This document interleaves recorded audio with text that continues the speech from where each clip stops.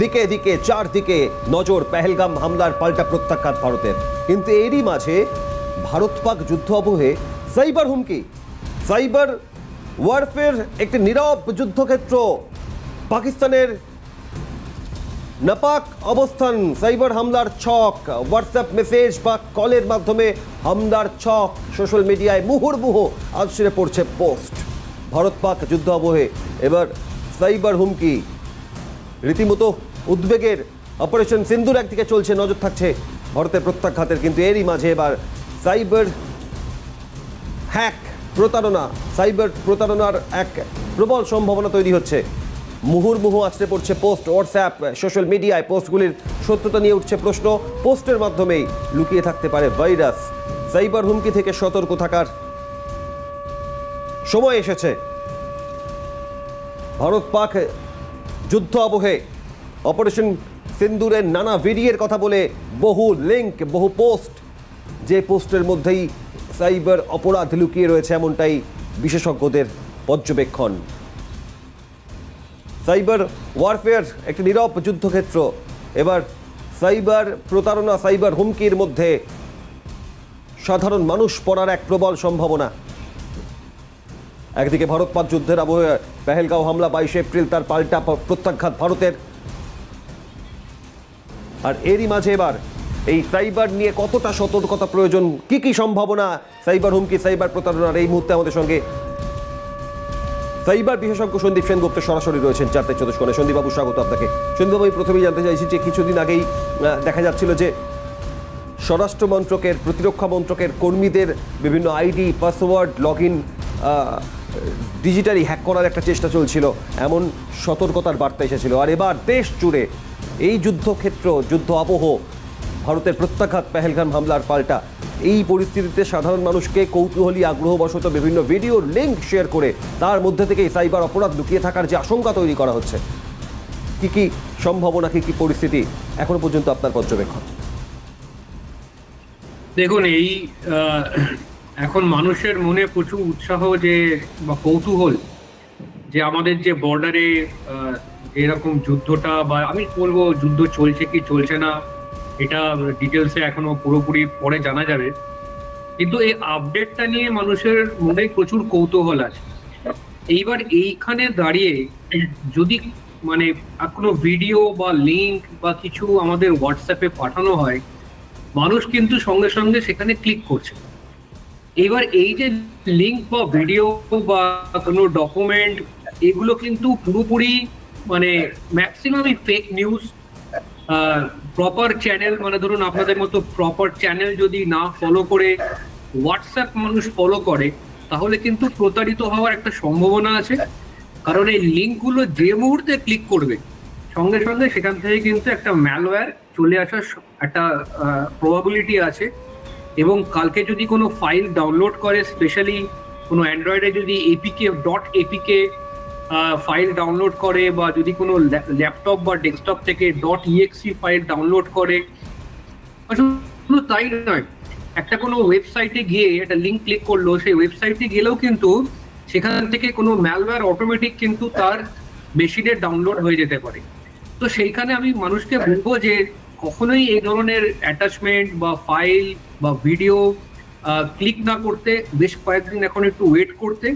কারণ এই সমস্ত ফাইলগুলোর থেকে ম্যালওয়্যার ইনফেকশন ছড়াবে এবং এগুলো আস্তে আস্তে ভাইরাল হয়ে যাবে। কারণ যে ক্লিক করছে সে আবার 10টা বন্ধুকে পাঠাবে, তারা ইনফেক্টেড হয়ে যাবে, তাদের মেশিনগুলো সমস্ত ম্যালওয়্যার ইনফেকশন ছড়িয়ে যাবে। তো এই প্রথমত এই ধরনের লিঙ্ক বা ভিডিও একদম ক্লিক করা উচিত নয়। একেবারে সন্দীপবাবু, আমি এক্ষেত্রে দাঁড়িয়ে একটা বিষয় বোঝার চেষ্টা করছি। বছরভর হ্যাকাররা, যারা সাইবার অপরাধের সঙ্গে যুক্ত, তারা বিভিন্ন ক্ষেত্রে এই সাইবার হুমকি, সাইবার হ্যাক করা, সাইবার ক্রাইম যে প্রক্রিয়ায় হতে পারে। কিন্তু এই পরিস্থিতি যখন পেহেলগাম হামলায় নিরীহ ভারতীয় পর্যটকদের মৃত্যু পাল্টা ভারত কবে প্রত্যাঘাত করবে, 140 কোটি মানুষ অপেক্ষা করছেন, গোটা বিশ্বের বিভিন্ন প্রান্তে থাকা ভারতীয়রা অপেক্ষা করছেন, তখন এই পরিস্থিতিতে মানুষের কৌতূহলকে, মানুষের আগ্রহকে, মানুষের দেশের মুভমেন্টের প্রতি মুহূর্তে নজর রাখার আগ্রহকে কাজে লাগানোর যে কৌশল, এই কৌশলে কি কি বড় ক্ষতি হতে পারে সাধারণ মানুষের? প্রথমত হচ্ছে যে আজকে মেশিন বা ল্যাপটপ ডেস্কটপ যেখান থেকে এই সমস্ত ভিডিও ক্লিক করে এই মানুষের এই কৌতূহল মেটানোর চেষ্টা থাকবে, সেইখান থেকে ল্যাপটপ ডেস্কটপ গুলো কম্প্রোমাইজ হবে এবং সেই কম্প্রোমাইজ হয়ে গেলে সেখান থেকে ডেফিনেটলি আমি জানি না, মানে এখানে শুধু নর্মাল হ্যাকার্স না চাইনিজ হ্যাকার্স না পাকিস্তানি হ্যাকার্স, কারণ মানুষের একটা মোবাইলে কনফিডেন্সিয়াল জিনিসপত্র আছে, সেখানটায় কিন্তু অফিসের কাজকর্ম চলে।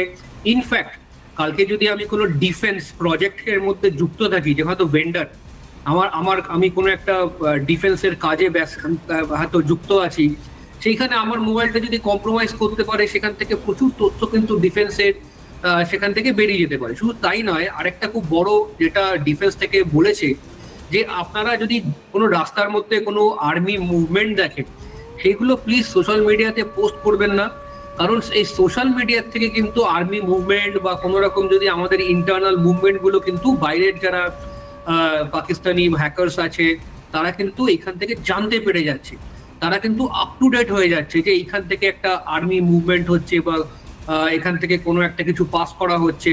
তো সেইগুলোকে একদমই সোশ্যাল মিডিয়াতে পোস্ট করা উচিত নয়।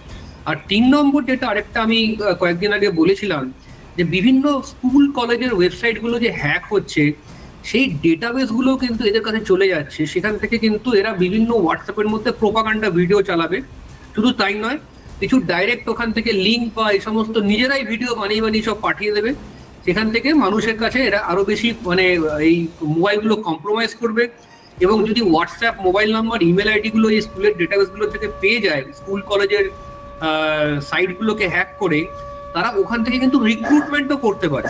মানে যদি প্রোপাগান্ডা চালিয়ে ব্রেন ওয়াশ করতে পারে, ওখান থেকে রিক্রুটমেন্টও করতে পারবে বা ইন্টারনালি কোনো স্লিপার সেল তৈরি করে দিতে পারবে।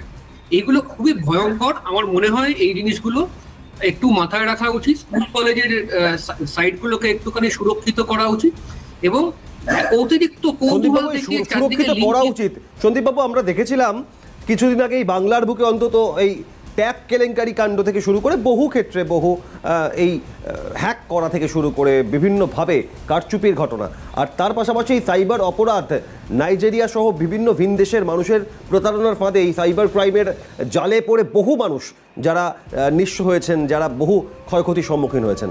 এই সচেতনতা নেওয়া প্রয়োজন, এই শব্দটা কোট আনকোট, আমাদের সতর্ক হওয়া প্রয়োজন কোট আনকোট, কিন্তু কোন কোন ক্ষেত্রে সতর্কতা সচেতনতা, এইটা কি স্পষ্ট ধারণা সাধারণ মানুষের তৈরি হয়েছে আজ? মানুষের কৌতূহল অ্যাকচুয়ালি মানুষকে অনেক বিপদে ফেলে দেয়।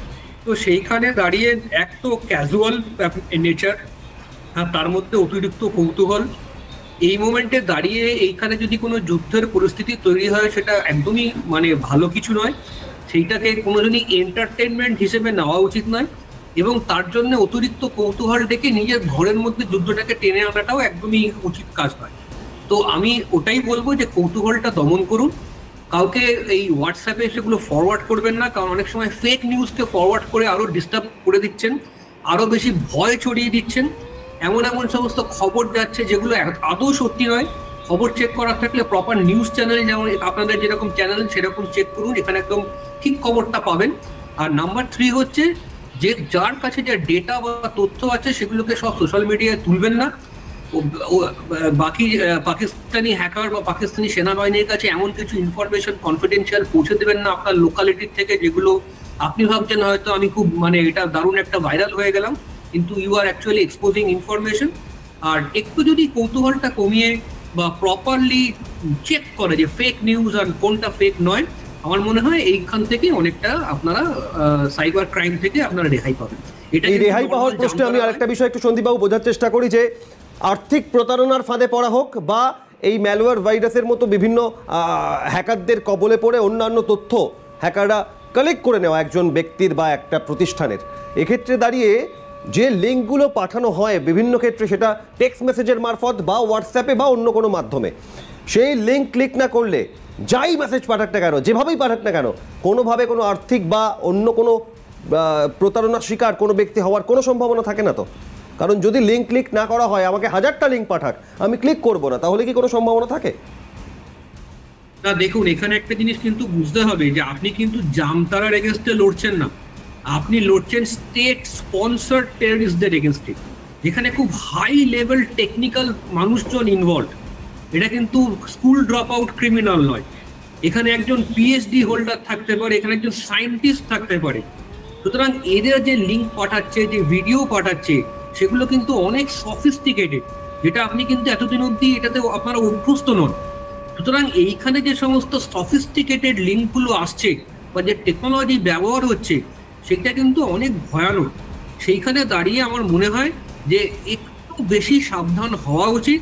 যদি পরিস্থিতি আরো বাজের দিকে যায়, সাইবার ওয়ারফেয়ার কিন্তু খুব ডেঞ্জারাস জিনিস, যেটা আমার মনে হয় না এখনো অব্দি মানুষ দেখেছে।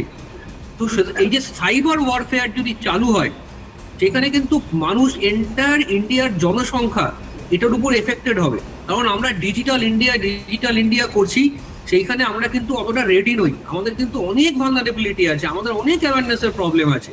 তো সাইবার ওয়ার যদি চালু হয়ে যায়, সেইটার জন্য কিন্তু ভারতীয় জনগণ রেডি থাকবেন, এখন অব্দি রেডি নয়। তার জন্য কিন্তু আমাদের অ্যাওয়ারনেস বাড়ানো উচিত, গভর্নমেন্টের উচিত বিভিন্ন মিডিয়ামের মধ্যে দিয়ে এই ধরনের সতর্কতা পাঠিয়ে দেওয়া। এবং আজকে যে অনুষ্ঠানটা আপনারা করছেন, আমার মনে হয় যারা দেখছেন তারা এইটুকু বুঝবেন যে আগামী দিনে আমরা যতটা সাবধান এতদিন অব্দি ছিলাম, তার থেকে 10 গুণ সাবধান হতে হবে। কারণ যা আমরা এতদিন অব্দি দেখিনি, সেইগুলো আগামী 1 মাসের মধ্যে আমরা দেখতে পাবো। সন্দীপবাবু, এখান থেকে আমি একেবারে সাধারণ মানুষের যে ধ্যান ধারণা, সেখান থেকে প্রশ্নগুলো রাখছি। আজকের দিনেই একটা ক্রুশিয়াল সময়ের মধ্যে আমরা রয়েছি, যখন এই পেহেলগাম হামলার পাল্টা ভারতের প্রত্যাঘাত চলছে, একটা দেশের অভ্যন্তরে মানুষের মধ্যে একটা যে পরিস্থিতির মধ্যে দিয়ে তারা যাচ্ছেন। সন্দীপবাবু, এই লিঙ্ক হোয়াটসঅ্যাপ, সোশ্যাল মিডিয়ায় বিভিন্নভাবে ট্রু টেক্সট মেসেজ পাঠানোর পাশাপাশি আমরা অতীতে দেখেছি অনেক সময় আপনারা সচেতন করেছেন যে নির্দিষ্ট কিছু নাম্বার থেকে ফোন আসলে সেই ফোন রিসিভ করা, সেই ফোন অ্যাকসেপ্ট করার দরকার নেই, সেই ফোন কল রিসিভ করলেই নাকি তথ্য হ্যাক হয়ে যায়। এই পসিবিলিটি আজকের দিনে দাঁড়িয়ে আরও কতটা বেড়েছে, বা এখান থেকে সাবধানতা কীভাবে প্রয়োজন, মানুষ কীভাবে বুঝবেন? অনেক বহু অচেনা আননোন নাম্বার, যা হয়তো এক নিমেষেই তিনি অবচেতন মনেই ফোনটা আসলে ধরে ফেলে কে জানতে চান। এখান থেকে কীভাবে সচেতনতা সম্ভব? +92 দিয়ে যদি কোনো কল আসে, +92, তাহলে তো ডেফিনেটলি সেটা ইন্ডিয়ার নাম্বার না, পাকিস্তানের নাম্বার। সুতরাং +91 ছাড়া যদি কোনো নাম্বার থেকে কল আসে, আমি যদি না চিনি, এটা না ধরাটাই বুদ্ধিমানের কাজ।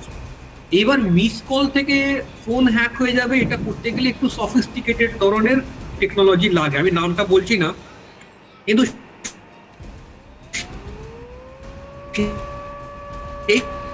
এই টেকনোলজি আম জনতার উপর ইউজ করা হবে। এটা আমরা মনে করি আম জনতা, সে হয়তো দেখা গেল একটা খুব গুরুত্বপূর্ণ প্রজেক্টের সঙ্গে যুক্ত, মানে কোনো ভেন্ডার, হয়তো কাস্টমার হচ্ছে ডিফেন্স, তাহলে কিন্তু সেই মানুষটি ইম্পর্টেন্ট, তার এগেইনস্টে কিন্তু এই সফিস্টিকেটেড অ্যাটাক চালু হতে পারে। এবার পয়েন্ট হচ্ছে, আজকে যখন একটা সফিস্টিকেটেড অ্যাটাক চালু হবে, এটা আইফোন বা অ্যান্ড্রয়েড, মোস্টলি ফোনের এগেইনস্টে হয়। একটা আমার যদি কল আসে, একটা ভিডিও কল আসে, এরকমও হতে পারে একটা ভিডিও কল এলো, সেখান থেকে রেকর্ডিং করে দিল, বা আমি এমন একটা অ্যাপ ইনস্টল করলাম যে অ্যাপটাকে আমি ক্যামেরা, মাইক্রোফোনের পারমিশন দিয়েছি, সেই অ্যাপটা কিন্তু ম্যালওয়্যার।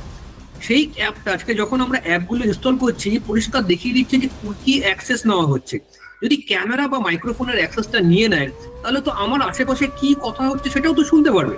এবার আমি যদি ফোনটা নিয়ে আমি একটা ডিফেন্সের সাইটে যাই বা কোনো একটা ইম্পর্টেন্ট সাইটে যাই, যেখান থেকে ও শুনতে পাচ্ছে যে কি হচ্ছে, ও দেখতে পাচ্ছে কি কোথায় এসছি, ওটাও তো আমাদের ন্যাশনাল সিকিউরিটির একদম খুব ক্ষতি করে দেবে। তো সেইখানে দাঁড়িয়ে আমার মনে হয় যে মেইন যে সাবধান যেটা হওয়া উচিত, যে আমি আমার ফোনে কোনো আননেসেসারি অ্যাপ ইনস্টল করব না। যদি আমি কোনো ডিফেন্স রিলেটেড কাজে যুক্ত থাকি, আমার ফোনটাকে আমি বাইরে রেখে সেই সাইটে আমি ঢুকবো। সন্দীপবাবু, এই কথার রেফারেন্স ধরেই আমি বলবো, পেহেলগাম হামলার দিন কয়েকের মধ্যেই, অর্থাৎ 22 এপ্রিল ঘটনার পর 24-25 এপ্রিল নাগাদ দেখা গিয়েছিল পাক গুপ্তচর সংস্থা থেকে শুরু করে তাদের এজেন্সি, তারা বিভিন্ন সেনা স্কুলে, আর্মি স্কুলে পড়ুয়াদের নাম্বার জোগাড় করে সেখানে ফোন করে তাদের অভিভাবক, অর্থাৎ বাবা, বা ওই স্কুলে অন্যান্য পড়ুয়া তাদের বাবারা, অর্থাৎ যারা সেনাকর্মী, তাদের গতিবিধি সম্পর্কে জানতে চাইছিলেন। অর্থাৎ এই যে এজেন্সি কাজ চালিয়ে যাচ্ছে বিভিন্ন মাধ্যমে, বিভিন্নভাবে, এটা তার একটা প্রমাণ তো সন্দীপবাবু। আমি তো বারবার বলছি যে স্কুল কলেজের যে সমস্ত ওয়েবসাইট, ওগুলো অত্যন্ত ভালনারেবল। আজকে আমাদের ওয়েস্ট বেঙ্গল যে সমস্ত বড় বড় ইউনিভার্সিটি আছে, স্পেশালি গভর্নমেন্টের যে ইউনিভার্সিটি, যে স্কুল বা কলেজগুলো আছে, তাদের ওয়েবসাইটকে কিন্তু হ্যাক করাটা মানে অনেকগুলো খুবই সোজা। এরা একদম ক্যাজুয়াল নিজের নিরাপত্তা নিয়ে, মানে ডেটাবেসটা সুরক্ষা নিয়ে। এখন অব্দি ডিপিডিপি আসেনি, ডিজিটাল পার্সোনাল ডেটা প্রোটেকশন, যেখান থেকে ওই পেনাল্টিটা আছে যে ডেটা বেরিয়ে গেলে 250 কোটি টাকা ফাইন হবে। সুতরাং স্কুল কলেজের ডেটা যদি পায়, এরা বাচ্চাগুলোর কাছে পৌঁছে যাবে, এদের পার্সোনাল মোবাইল নাম্বার পেয়ে যাবে এবং এদের ইমেল আইডি পেয়ে যাবে, এদের হোয়াটসঅ্যাপ নাম্বার পেয়ে যাবে।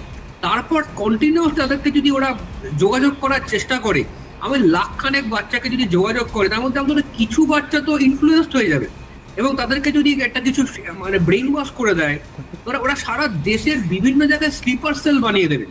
তো এইটা যদি আমরা কলেজের ডেটাবেস মানে ওয়েবসাইট এগুলোকে যদি সুরক্ষিত না করি, এগুলোকে যদি অডিট না করি, এগুলোকে যদি আমি সিকিউরিটি না বাড়াই, সবচেয়ে কম পয়সা দিয়ে ওয়েবসাইট বানায় এবং ওয়েবসাইটগুলো ইজিলি হ্যাক করা যায়। তো সেইখানে দাঁড়িয়ে তো আমাদের পুরো গোড়ায় গলদ আছে। এবং আমরা এত বড় বড় কথা বলছি, কালকে যদি সফিস্টিকেটেড সাইবার ওয়ার শুরু হয় বা সাইবার অ্যাটাক শুরু হয়, আজকে স্কুল কলেজ ইউনিভার্সিটি সবকটা ওয়েবসাইট ডেটাবেস কিন্তু ইমিডিয়েটলি খুলে যাবে। একেবারে এই পরিস্থিতিতে সচেতনতা, সাবধানতা, তার কোনো বিকল্প নেই। অনেক ধন্যবাদ সন্দীপ সেনগুপ্ত, সাইবার বিশেষজ্ঞ, আমাদের বিস্তারিত জানালেন। ভারত পাক যুদ্ধের এই পরিস্থিতি, পেহেলগাম হামলার পাল্টা প্রত্যাঘাত অপারেশন সিন্দুর, কিন্তু সিঁদুরে মেঘ দেখা হচ্ছে এখান থেকেই, যাতে কোনোভাবেই এই সাইবার প্রতারণা, সাইবার হুমকি, সাইবার হ্যাক এর কবলে দেশের 140 কোটি মানুষের কেউ না পড়েন। সন্দীপবাবুকে অনেক ধন্যবাদ। ফিরে এলাম 4টে 24 যখন গোটা দেশের মানুষ পেহেলগাম হামলার পাল্টা প্রত্যাঘাত, ভারত জবাব দিচ্ছে পাকিস্তানকে। এই পরিস্থিতির দিকে নজর রাখছি আমরা সবাই, কিন্তু নজর রাখতে হবে আরও একটা গুরুত্বপূর্ণ বিষয়। তার কারণ এই ভারত পাক যুদ্ধ আবহে সাইবার ক্রাইম, সাইবার হুমকি, সাইবার অপরাধ, সেই প্রবণতা বাড়ছে। সাইবার ওয়ারফেয়ার, নীরব যুদ্ধক্ষেত্রের মতো পাকিস্তানের বিভিন্ন হ্যাকাররা তারা এই সাইবার হামলার ছক করছে। হোয়াটসঅ্যাপ মেসেজ, কলের মাধ্যমে হামলার ছক। সোশ্যাল মিডিয়ায় মুহুর্মুহু আছড়ে পড়ছে পোস্টগুলির সত্যতা নিয়ে উঠছে প্রশ্ন। পোস্টের মধ্যেই লুকিয়ে থাকতে পারে ভাইরাস। সাইবার হুমকি থেকে সতর্ক থাকুন। তার কারণ আপনার অবচেতন মনে, আপনার কৌতূহলে আপনি অচেনা লিঙ্ক ক্লিক করবেন, আর তাতেই এক বড় প্রতিকূল পরিস্থিতির মধ্যে পড়বেন। সাইবার হ্যাকাররা পাকিস্তানের বিভিন্ন এজেন্সি, এর আগেও আপনারা দেখেছেন 22 এপ্রিল পেহেলগামে নিরীহ ভারতীয় পর্যটকদের জঙ্গি হানার শিকার হওয়ার ঘটনার পর ভারতীয় সেনার মুভমেন্ট গতিবিধি জানার জন্য এজেন্সির তরফ থেকে বিভিন্ন সেনা স্কুলের পড়ুয়াদের, 5, 6, 7 পড়ুয়াদের ফোন করে বলা হচ্ছে, তাদের কাছ থেকে তথ্য জানতে চাওয়া হচ্ছে। আর এভাবেই এবার নীরবে নিভৃতে সাইবার হ্যাকাররা তারা বিভিন্নভাবে সাধারণ মানুষকে বেকায়দায় ফেলতে চাইছেন, হ্যাক করতে চাইছেন তাদের তথ্য, আর্থিক আত্মসাৎ, তার পাশাপাশি বিভিন্ন গুরুত্বপূর্ণ নথি তথ্য তারা আত্মসাৎ করতে চাইছে, হাতিয়ে নিতে চাইছে সাইবার হ্যাকাররা। তাই সোশ্যাল মিডিয়ার মাধ্যমে, হোয়াটসঅ্যাপ, ফেসবুক থেকে শুরু করে বিভিন্ন মাধ্যমে বা টেক্সট মেসেজে কোনো অজানা লিঙ্ক করবেন না ক্লিক। এবং সাইবার হ্যাকারদের এই কৌশল, যেই মুহূর্তে গোটা দেশ, 140 কোটি মানুষ, দেশের বাইরে যারা ভারতীয় রয়েছেন তারাও ভারতের প্রত্যাঘাতের প্রহর গুনেছেন প্রতি মুহূর্তে, তাদের নজর রয়েছে সেখানে দাঁড়িয়ে এই সাইবার অপরাধের বিরাট সম্ভাবনা। এই মুহূর্তে সতর্ক থাকতে হবে। এই মুহূর্তে আমাদের সঙ্গে সাইবার বিশেষজ্ঞ বিভাস চট্টোপাধ্যায় রয়েছেন। বিভাসবাবু স্বাগত। বছরভর এই সাইবার অপরাধ, ক্রাইম, হ্যাকারদের থেকে সতর্ক থাকার নানা বার্তা সবসময় দিয়ে থাকেন এবং আমরা দেখেছি যে অতীতে নানা কৌশলে একবার পদ্ধতি বদলে এই সাইবার ক্রাইম ঘটে থাকে। কিন্তু ভারত পাক এই যুদ্ধের আবহে, এই পরিস্থিতির মধ্যে এই সাইবার অপরাধীরা আরো কতটা সক্রিয়, কতটা সচেতনতা আমাদের প্রয়োজন বিভাসবাবু?